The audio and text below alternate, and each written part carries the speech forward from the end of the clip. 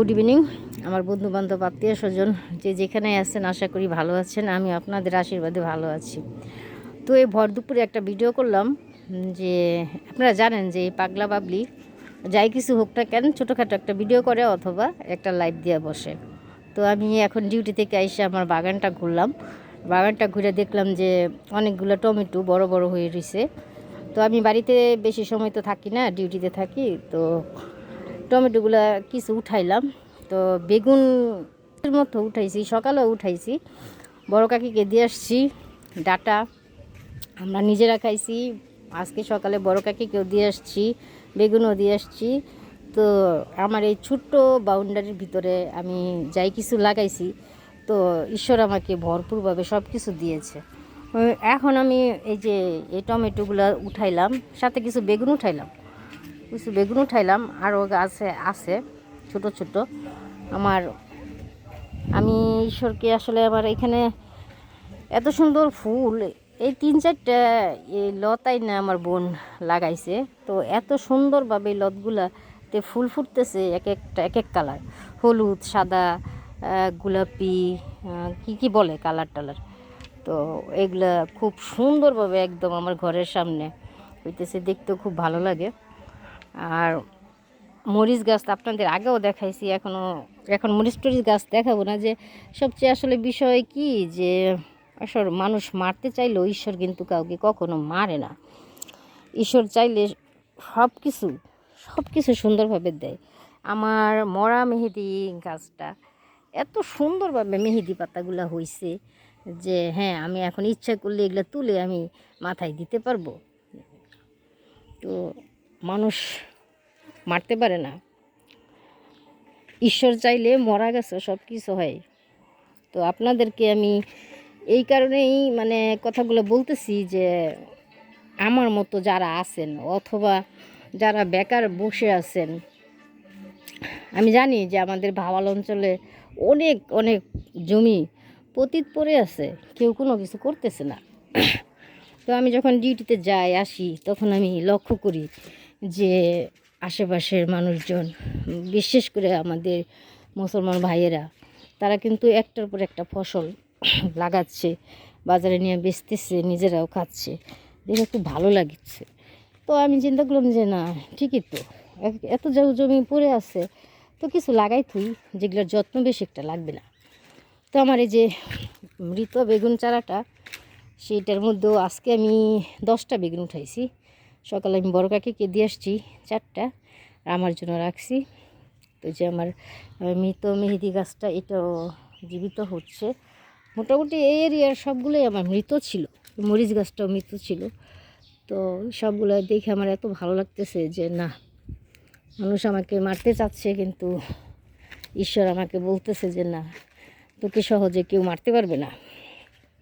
সৎভাবে থাকলে, সৎ পথে চললে নিরাশ হওয়ার কিছু নাই। এই যে এই জমিটার মধ্যে মেহগনি বাগানটা, সুপারি বাগানটা, আমি লাস্টে চিন্তা করলাম যে কি করা যায়। পরে এলে কি বলে থানকুনি পাতা, তো থানকুনি পাতা দিলাম। থানকুনি পাতা দিলাম বলতে কি, ঈশ্বরই দিছে, এগুলো হচ্ছে, এগুলোর যত্ন করতেছি। যে এগুলাও কিন্তু খুব মূল্যবান একটা জিনিস, ঔষধি গাছ, এগুলা খাইলে সবার রোগ টুক ভালো হয়ে যায়। তো তারপরে তো আপনাদের আগেও বলছি যে এই পুরাটাই হবে আমার একটা বাগান, শখের বাগান। হ্যাঁ, ঈশ্বর দিতেছে, আশা করি আরও দিবে। আর পাশাপাশি আপনার তুলসী পুরা জমিতে তুলসী আছে, বিলাতি, ধনিয়া পাতা, টমেটো, ভেন্ডি, সব কিছু। তবে সবচেয়ে মানে আমার জন্য সবচেয়ে সুখের খবর এটা যে আমার প্রত্যেকটা মৃত মেহগনি গাছগুলো একটা একটা করে জীবন নিয়ে উঠতেছে। আমার এত ভালো লাগতেছে যে আমি আসলে বুঝাইতে পারবো না কাউকে। প্রতিটা মেহগনির চারা, এগুলো কিন্তু এই যে নতুন পাতা নিয়ে বের হইতেছে, নতুন একটাও, এগুলো নতুন পাতা নিয়ে বের হইতেছে। এই যে এটা নতুন পাতা নিয়ে বের হইছে। তো যদি সত্যি আমরা মন থেকে ঈশ্বরকে ডাকি, ঈশ্বর কাউকে নিরাশ করে না। এটা আমি বাস্তব প্রমাণ, যে দীর্ঘ 1 বছর বাড়িতে এসে আমি যা যা করছি, ওটা ঈশ্বর দেখাই দিছে যে আসলেই ঈশ্বর যে আশ্চর্য কাজগুলো করছে, বাইবেলে যে লেখা আছে, প্রত্যেকটা গাছ আমার নতুনভাবে আবার জীবন ফিরে পাইছে। এটা দেখে আমি প্রতিদিনই বাগানে ডিউটি থেকে আইসাই প্রতিদিন আমি বাগানে আসি, মন খারাপ আর ঈশ্বরকে ডাকি। ঈশ্বর, আমি কিছুই করি নাই, এগুলো আমি যেভাবে আছে ওইভাবেই, কিন্তু দেখি প্রতিদিনই দেখি যে না, একটা একটা করে সুন্দরভাবে আবার পাতা টাতা নিয়ে, নতুন পাতা টাতা নিয়ে এগুলো মানে হচ্ছে। এটা দেখে আমার খুব ভালো লাগতেছে।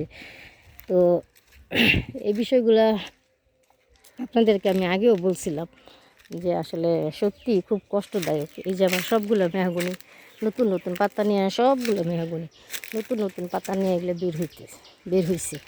মানে ঈশ্বর আমাকে জলযন্ত্র প্রমাণ দেখাই দিছে যে না, মানুষ চাইলেও আমি তোকে মারবো না। আমার প্রত্যেকটা গাছ সুন্দরভাবে নতুন পাতা নিয়ে আবার বেঁচে উঠলো। ঈশ্বরকে ধন্যবাদ। তো আমার এই যে মিষ্টি আলু, এগুলোও খুব সুন্দর হইতেছে। তো ফল কেমন হবে আমি জানি না, তবে আমার লাগানোর কথা, আমি লাগাইছি বন জঙ্গলের মধ্যে। আপনাদেরকে প্রতিনিয়ত বন জঙ্গলই দেখাই। তো আপনারা আমার জন্য প্রার্থনা করবেন। আর সবাইকে বলবো, ছোট বড় ছেলে মেয়ে সবাই, জায়গা অনেক ফাঁকা পড়ে আছে, অনেক যার যার সীমানা অনুযায়ী কিছু একটা লাগান, কিছু একটা করে খান, দেখবেন অবশ্যই তার ফল পাবেন। এই সবচেয়ে বেশি মানে আমি অবাক হইলাম যে এই জাতি কচুগুলো কিন্তু এক মাসও মনে হয় নাই যে আমি ছোট চারাগুলো লাগাইছিলাম জায়গাটা পরিষ্কার করে। তো এখন দেখি যে আমি এই ডাগা কাইটা কিন্তু খাইতে চাইলে খেতে পারবো। আমার এত সুন্দরভাবে হয়েছে এই জাতি কচুগুলা। ইভেন বড় লতিও ছাড়ছে, বড় লতি ছাড়ছে। আমি কিন্তু প্রতিদিনই চেষ্টা করি এই বাগানটায় 1 ঘন্টা শ্রম দেওয়ার জন্য। তো আপনারা আমার জন্য আশীর্বাদ করবেন, আমি যেন যতটুকুই করতেছি করার চেষ্টা করি, আমি যেন সুস্থ থাকি, সুন্দরভাবে সব কিছু করতে পারি। আর আপনাদেরকে একটা ছোটো লাউ গাছ দেখাইছিলাম যে ঈশ্বরের আশীর্বাদ পাইলেই হয়তো বা এটা বড় হবে। হ্যাঁ, ঈশ্বরের আশীর্বাদ পাইছে, এটা এইভাবে এই যে এইভাবে উঠতেছে। তো কলার ছড়ি আমি আপনাদের বলছিলাম যে 2টা, কিন্তু না, আজকে এসে দেখি যে আরেকটা আছে। তার মানে কলার ছড়িও 3টা নামছে। এগুলো কী কলা আমি জানি না, আমি নাম জানি না। আমার কলার ছড়িও 3টা নামছে। তো প্রতিদিনই আমি একটা করে ফল পাচ্ছি, যে ঈশ্বর আমাকে প্রতিদিন একটা করে নতুন ফল দেখাচ্ছে। যে না, আমি বিগত কয়েকদিন আগে 3 দিন আগে পাট বিচি ফালাইছি। হ্যাঁ, আজকে এসে দেখি যে পাট বিচিগুলো প্রত্যেকটা পাট বিচি ভরপুরভাবে উঠতেছে, ভরপুরভাবে। তো আপনারা কেউ হাত গুটায় বসে থাকবেন না, সবাই যার যতটুকু আছে ততটুকুর মধ্যেই লাগান, দেখবেন খুব সুন্দর নিজেরা চলতে পারবেন। বিক্রির দরকার নাই, আত্মীয় স্বজন ভাই বোন সবাই, বন্ধুবান্ধব সবাই খেতে পারবেন। আমার জন্য প্রার্থনা করবেন, আমি যেন সদা সৎ থেকে এইভাবে একটু করে অগ্রসর হতে পারি। আমি যেন কখনো পরের উপর নির্ভরশীল হতে না হয় আমাকে, আমি নিজেই একাই যেন চলতে পারি, দাঁড়াইতে পারি। আমার ছোট ভেন্ডি গাছে ভেন্ডিও ধরতেছে, আমি অবাক যে এটা কয় আঙ্গুল হবে, সুন্দর ভেন্ডি নামতেছে প্রত্যেকটাই।